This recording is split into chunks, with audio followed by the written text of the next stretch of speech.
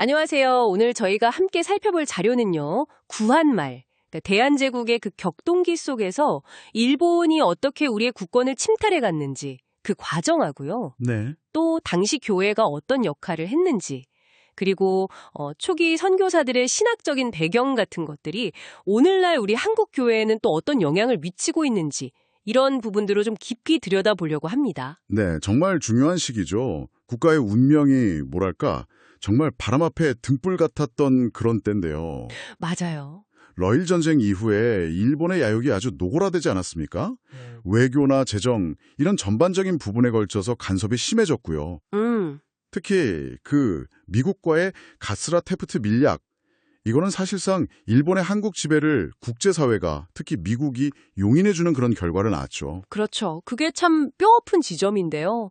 그런 배경 속에서 결국 1905년에 을사늑역이 강제로 체결되면서 외교권마저 박탈당하게 되고요. 네, 강압적이었죠. 이게 뭐 이름 그대로 정말 강압에 의한 것이었고 우리 민족에게는 큰 치욕으로 기록된 사건 아닙니까? 맞습니다. 고종 황제께서도 어떻게든 이걸 좀 되돌려보려고 미국에 특사도 보내시고 헤이그에도 특사를 보내셨죠? 네네. 네덜란드 헤이그 만국황화회의에도 이상설, 이준, 이휘종 세 분을 특사로 파견하셨지만 국제사회 반응은 참 냉담했습니다. 결국 외면당한 거군요. 네, 그렇죠.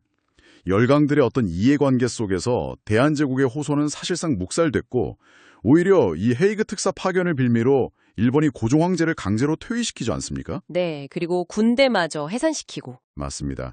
상황이 점점 더 악화되는 거죠.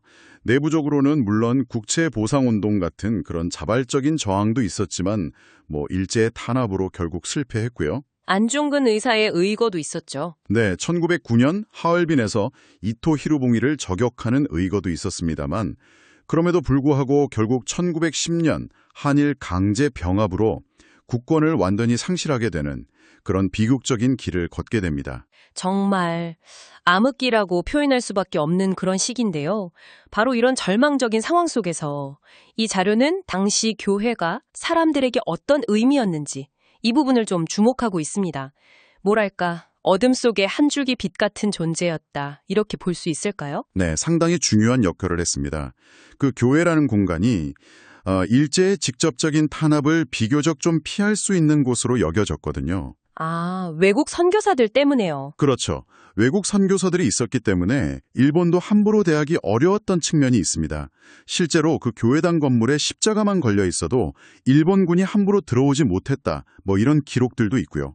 오, 그렇군요. 단순히 그냥 피난처 역할만 한 게 아니라 교육이라든지 민족 계몽운동의 어떤 중심지 역할도 수행을 했습니다. 네, 여기서 이제 자료가 아주 흥미로운 분석을 하나 내놓는데요.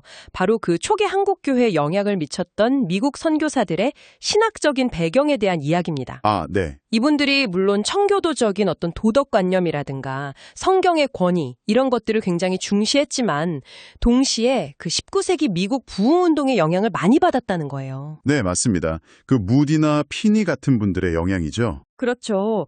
그래서 어떤 엄격한 교리나 신조보다는 개인의 회심 체험, 이걸 굉장히 강조하고 또 단순한 복음 전도, 그리고 교파를 좀 넘어서는 포용주의, 이런 것들을 더 중시했다는 분석입니다. 네, 바로 그 영향 때문에 장로교 선교사였던 언더우드와 감리교 선교사였던 아펜젤로, 이렇게 교파가 다른데도 아주 긴밀하게 협력할 수 있었던 배경이 되는 거죠. 근데 이게 또 모든 선교사들이 다 똑같은 입장은 아니었습니다. 예를 들어서 일본이 학교에서 성경 교육을 금지했을 때 언더우드 같은 경우는 좀 현실적으로 이걸 수용하는 측면이 있었지만 평양 숭실학교의 베어드 선교사 같은 경우는 신앙교육을 포기할 순 없다 하면서 아예 학교 문을 닫아버린 사례도 있거든요. 그런 강직한 분도 계셨군요. 네, 그러니까 선교사들 사이에서도 이런 신학적인 입장이나 대응 방식에는 분명히 차이가 존재했습니다. 그렇군요. 하지만 전반적인 큰 흐름으로 봤을 때는 역시 개인의 회심이나 복음 전도를 강조하는 그런 복음주의적이고 초교파적인 성향이 좀 더 강했다. 이렇게 볼 수 있겠네요. 네, 대체로 그렇게 평가할 수 있습니다. 자료에 따르면 바로 이 지점이 이후 한국교회의 어떤 특징을 형성하는 데 상당히 중요한 역할을 했다고 분석을 하는데요. 맞습니다. 바로 그 신학적인 경향이 결과적으로 한국교회 안에 개인 구원이라든지 또 내세지향적인 신앙, 이런 부분들을 더 강조하게 만들었다는 거죠. 개인 구원과 내세 지향. 네.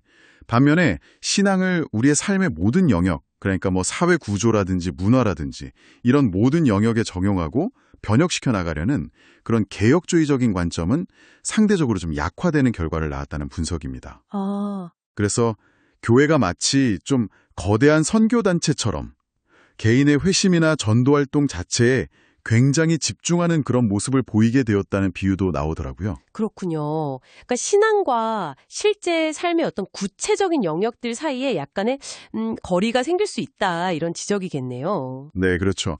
개인의 어떤 영적인 체험이나 교회 활동 자체에 에너지를 집중하다 보면 때로는 그 신앙의 삶의 다른 영역들과 좀 유기적으로 연결되지 못하는 그런 경향이 나타날 수도 있다는 겁니다. 물론 그 당시 서구 신학계에서 불어오던 어떤 자유주의 신학의 도전에 맞서서 복음의 핵심을 지키는 데는 상당히 효과적이었을 수도 있습니다.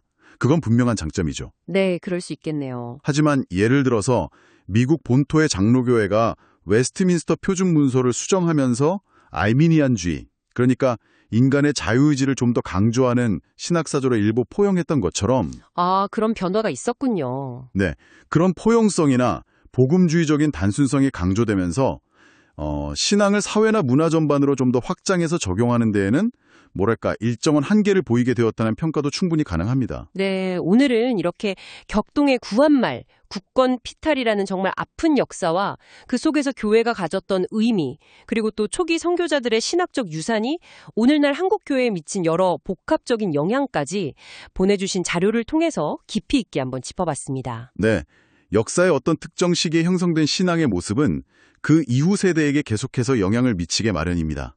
오늘 저희가 나눈 이야기들이 지금 우리의 신앙과 삶을 한번 돌아보는 그런 계기가 되었으면 하는 바람입니다. 네, 마지막으로 이런 질문을 한번 던져보면 어떨까 싶네요.